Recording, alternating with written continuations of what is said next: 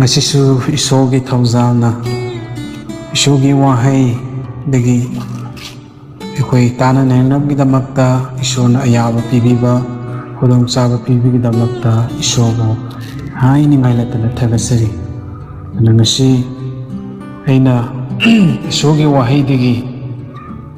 tana nenabgidamakta ahambada John chapter 9 verse 4 5 6 4 moro waina 4 asida aina patop saningi I must work the works of him that sent me while it is day the night cometh when no man can work ngasi isogi wahayni ngasi aina ngangadaba topic adudi before night comet before night comet before night come haina khangba yaba nungthil numidang laktringei asida ekhoina kari tawbi yai numidang laktringei nungthil laktringei habisi gi maramda ekhoina tana nengnabadamakta aina shogi wahaidigi khara thorang tawzari aduna introduction da aina hainingusdi what we mean by before night comet numidang laktringei haibugi wakhal has hek paluba matamda akhoigi wakhal da kari understand tawi kari khangli numidang laktringei amamba matam laktringei haibagi wakhal haibagi wahi hek palakpa matamda ekhoigi wakhal londa ekhoigi mind asida ekhoigi thamoi asida kari phorakke haibasi aina tariba mipum khudingmakta aina question oina hana thamjaningi ekhoina yamna understand yamna line okona understand tawi maramdi nungthil laktringei thabak taw haibagi maram asidi ekhoina ngalingai matamduda ekhoina uringai duda pangal kalingai duda ekhoina thabak su haina haibani haibasi mi putnamang understand tawi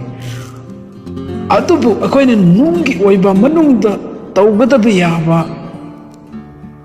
isogi wahi yamna mathawai sokna Jesus Christana mathawai sokna hairamba wahi maki sastra asida iramba wahi asi ekhui mi oiba Kristagi tung injaba mi Christian singbu yamna thamoi sokna hairamba wahi ni haina aidi lauzai maramdi numidang laktringei pangal kalingai mikna uringai duda ekhoina tauba yaba thabak adu taujahau haibagi wahi si isugi sastra sin mathamoi sokna akhoida hairam wahi si ekhoi tauribra sini aduna isugi wahi da kari hai mat akoi yengsi example da from Jesus Christ gi punsida makna hai bi khiba John chapter 9 verse 4 da I must work I assist taugadabani haibani magi grammar context se I assist sugadabani thabak assist taugadabani I have seen mahakpuni masamakpuni must have taugadaba soirana taugadaba work thabak ado work of him have kanada ta I have matamda mapa isho mapu tharak piba that send me mahang aingonda thabiba well it is day masi numit na leringai matam na leringai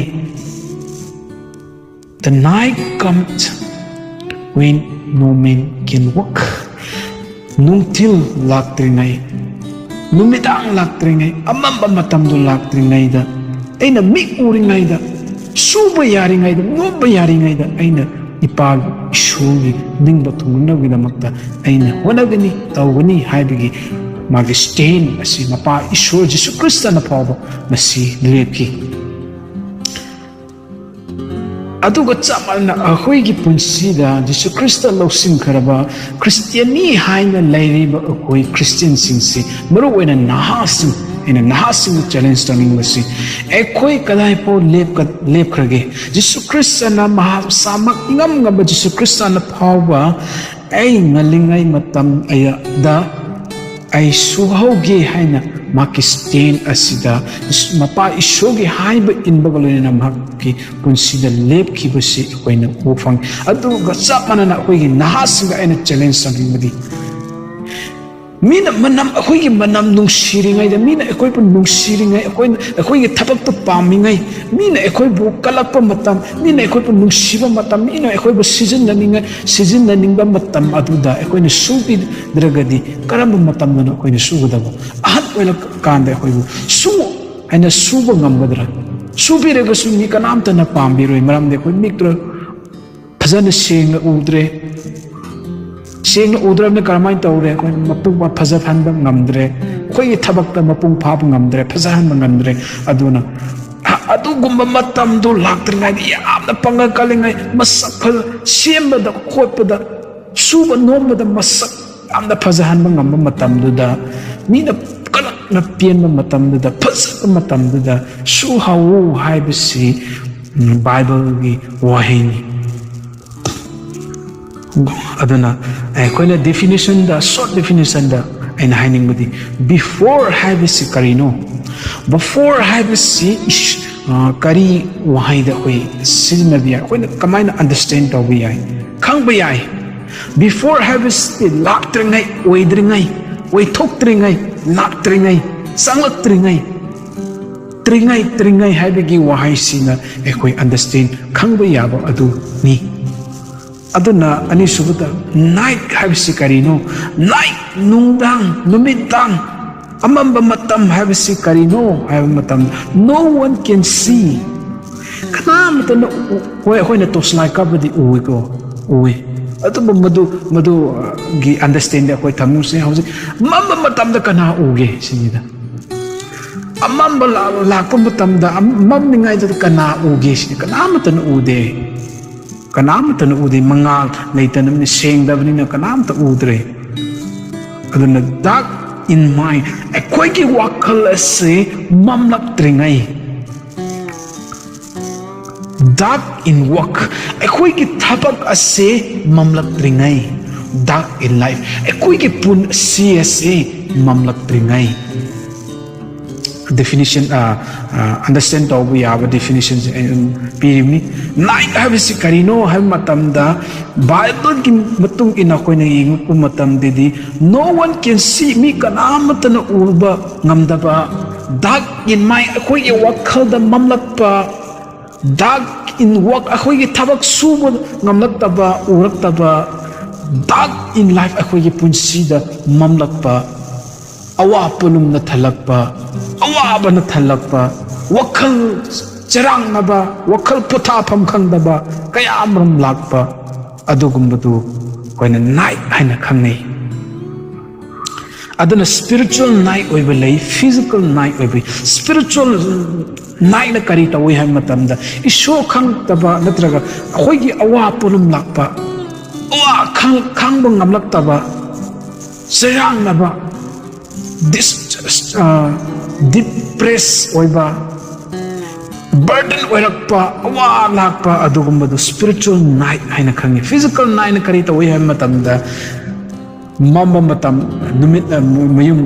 tarakpa matam numit mayum taraga hosi mamba ni kanamta na ubo ngamdaba adugum matamda physical night haina koina khangi aduna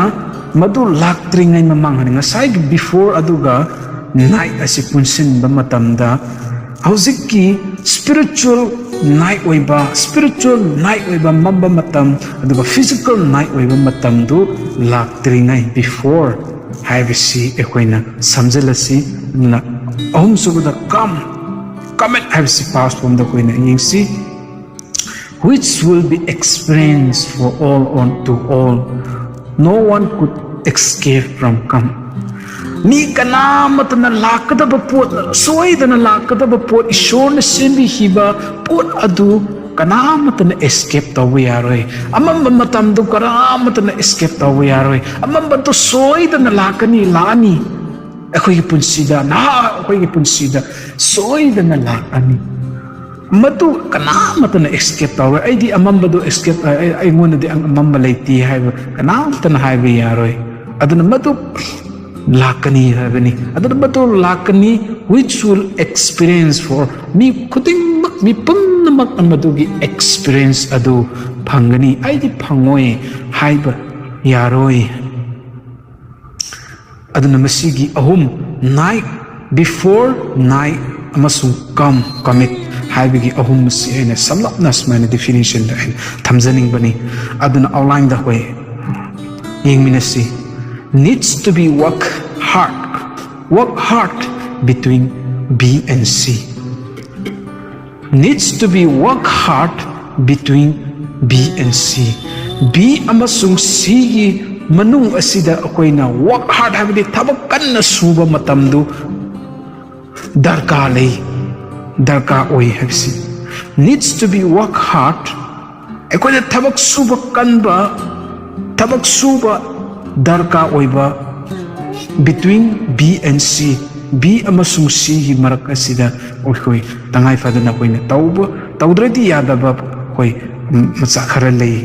Ecclesiastes chapter 12 ki verse 3 to 14 ai pazar roi madugi manungda koina u fangni koina koiga punsi da thengnarakadaba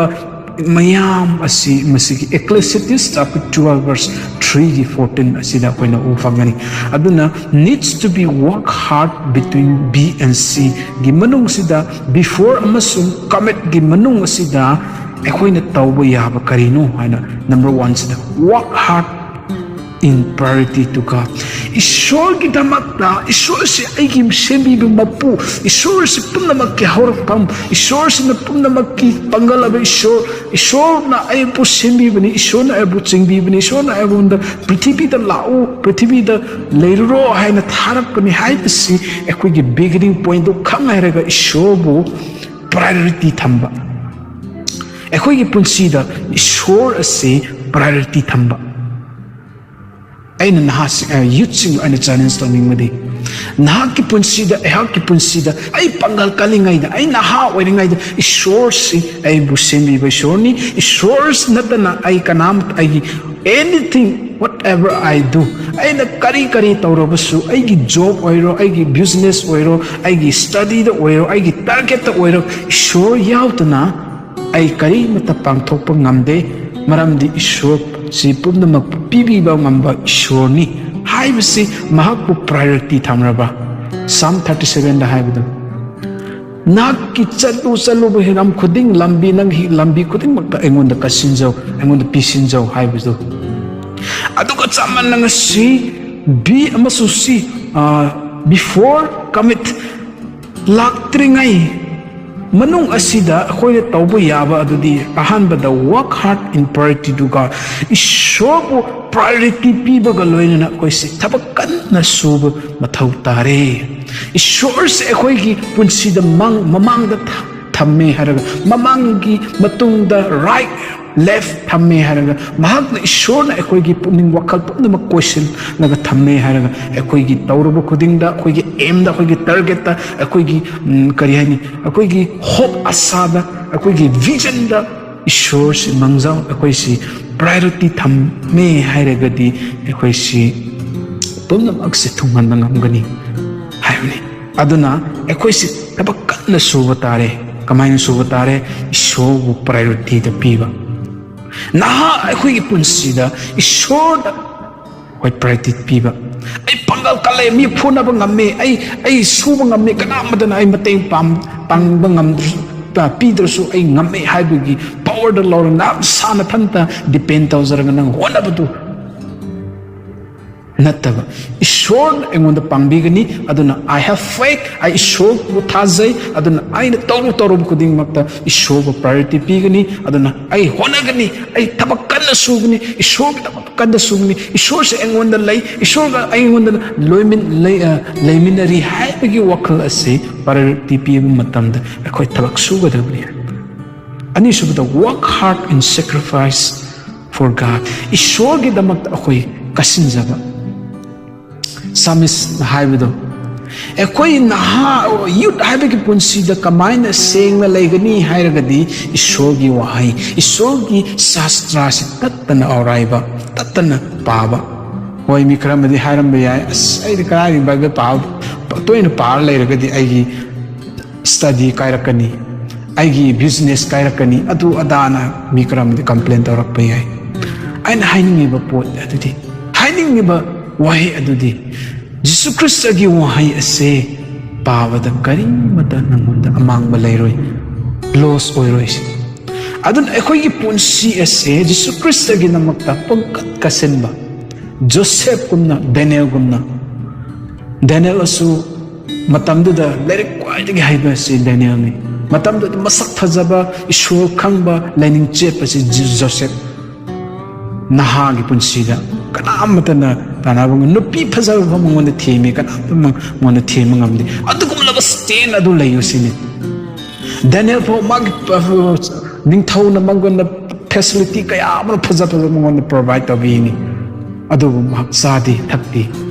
Shonatana Habigi Wakada Mongonda Tamki Aduna Mohaki sacrifice Babani sacrifice Brutki Punsidi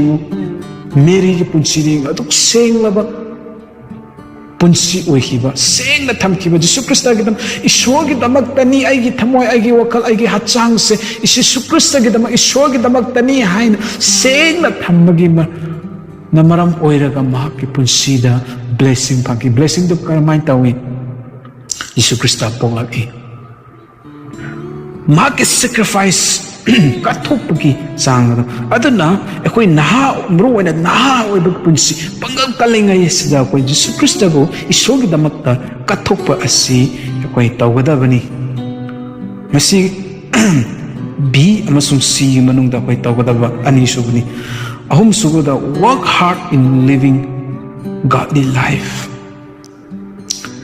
Ishogi oiba Jesus Christ gi mataw lawba Ishogi mataw lawba sengna thamba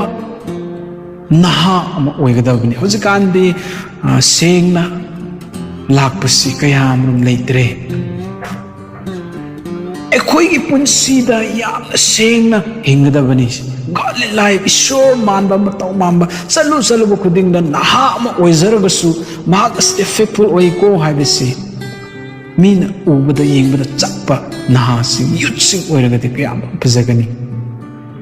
hauzik mapanda lairibasing outside the lairibasing kamaini hingnige koi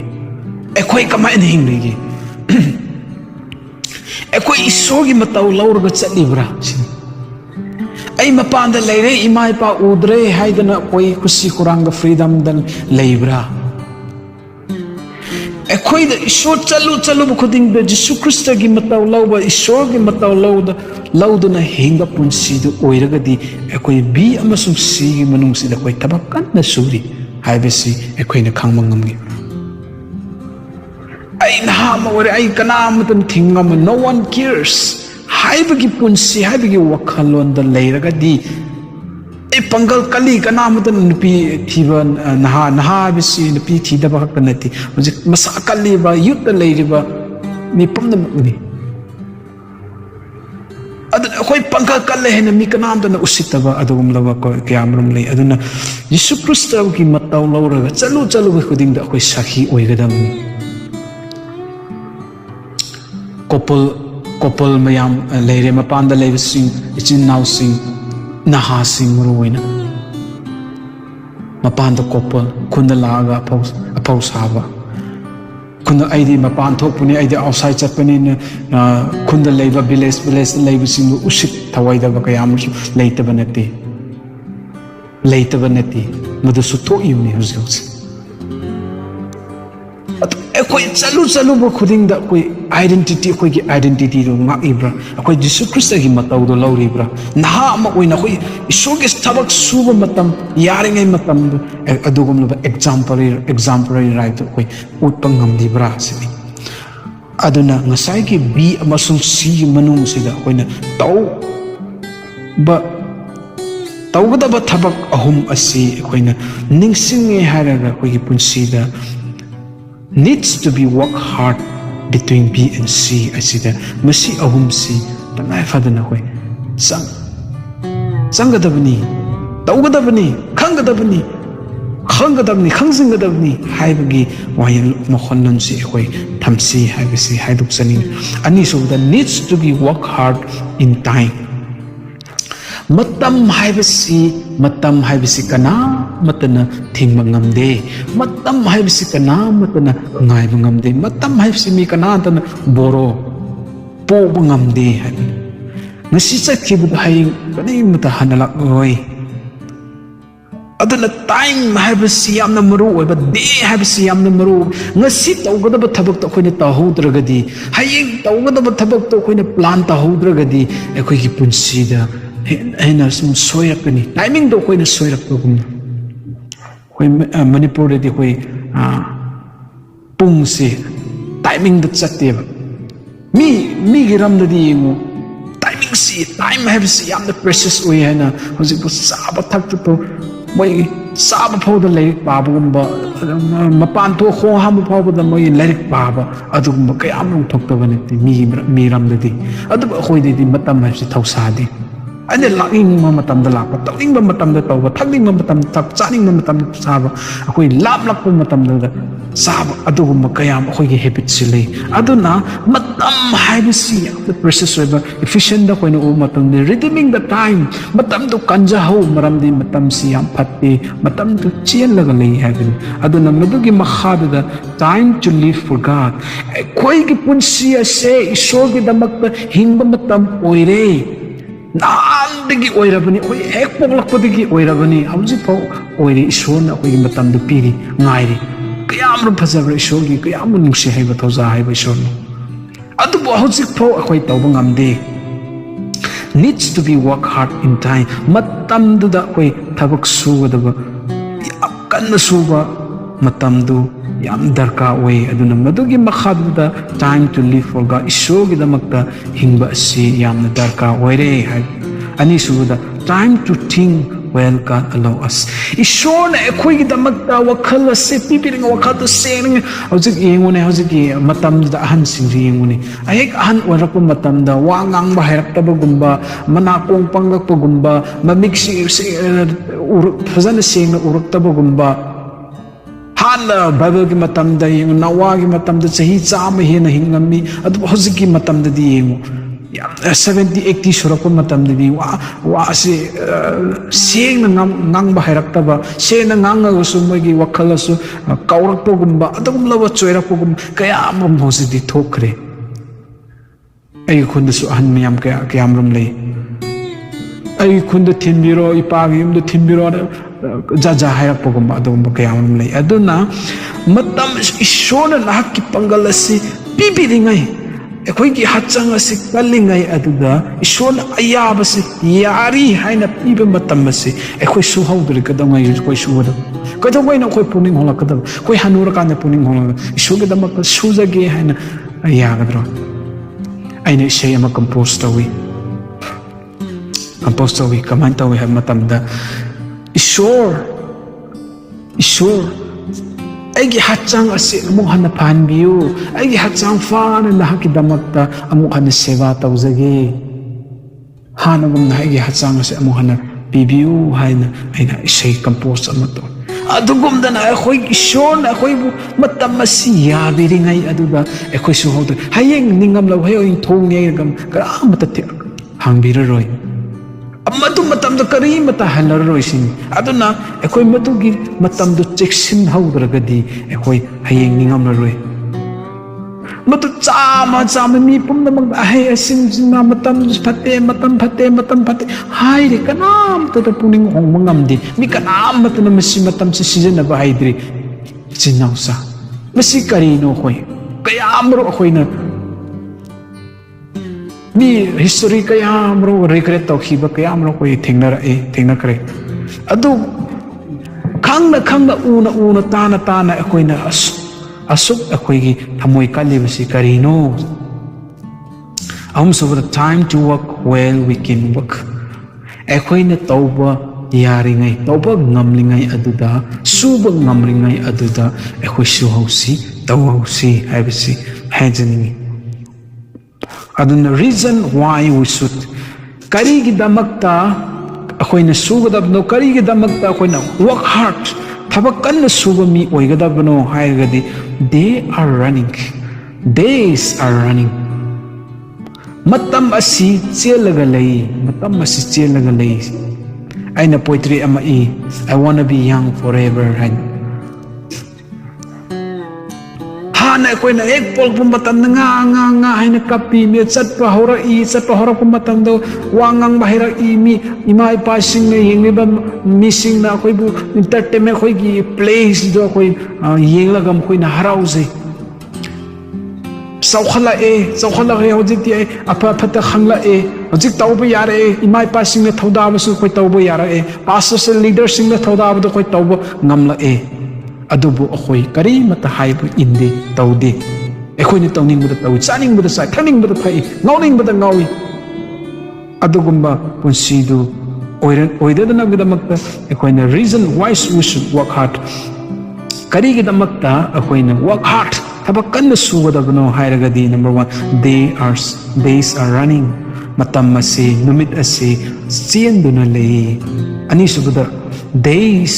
will never come back ngasigi numit ase hayeng kari mata halaroi habisi ekoi khangdridi yade masi ekoi khangmagaloin hayeng si amu halaroi ngasi si amu halaroi aduna ai ngasi kari tawgani ai ngasi prarthna madu numit tawgani madu matam ai prarthna tawgani madu matam ai thabak sakani madu matam ai amu halaga bible pagani madu matam ai shogi wapau sandakani shogi wapau sando pangamdru su ai gi lamcha saja phajange adu tawgi haibiki set ase shogi damak setting ase ekoi tawragati shogi ngaling me tamda koi thabak se suba ngamgani koi mai pakpa ngamgani and hum suba days will not excuse us matam habisi mi kanam ta phaba mi oigera phataba mi oigera pastor oigera leader oigera whoever kanam matada excuse to lete max mi sang manai khaide personality lete aduna mag salli badu adum sakhragani aida leader oire hadi ain tawdrusu yare akana tawdrusu adu to satrusu ya hai ko wakad le matam adudi du chel gali no excuse lete mi kanam to excuse lete apham mi oigera phatam mi oira aduna masigi maram oiraga koisi work hard oigadabani I see and haidok sagani aduna nasi before habisi ekhoibu warning piba ka chap before haina piriba singasi before haina piriba wahi ase akoi mi pumnamak tamru waina nahas youth sing ekhoibu warning piri before having wahi se ekoi munna khanminasi understand tawinasi study tawinasi ani super night numidang habisi yamna phataba haiba maramdi udrabanina suba yadrabanina mi khode satpa yadrabanina madugi amambado oi phattaba haina laurse aduna madugi matamdu laktringai comet laktringai abani aduna laktringai aduda koina kari tawba yage kari khanba yage habisi koina yengminasi khanminasi aduna koi masi khanminare haraga numidang laktringai matam do leringai matam kalingai asang karingai isu seba tausi koi isu da koi first priority thamsi koi hachang kalingai koi pangang kalingai koi su hausi kari gi damak to koi su ga no hairdi matam do seli aduna matam si ka laroi amuhna laroi chakrab do sakragani aduna matam masi mi kanam ta afaba mi oigera phataba mi oigera kana matabu excuse late aduna maram oiraga koisi matam lengai ko su hausi habsi lengai numit tadringai koina another word koina understand taw biya bdi ngasi ki topic asi numit tadringai numit to laktringai numit leiringai aduda koi kari su biya gadege habsi koina ingla kum matamda first isobu priority thamba koi punsi the sacrifice tawiba isogi damakta kansinjaba isogi matawlo na hingjaba godly life ojaba aduga time to live for isogi damakta hingjaba aduga isona ayaba piba matamda koina hingjaba aduga isogi damakta koina tawbo yaringai do taw hausi habisi mi pumnamakta ai wahi oina haidok seni tabiriba pumnamakko isogi bor ado pirakpo waisnu na matam lengai do khoisu hausi habi waisi haidok sarang wajani Amen.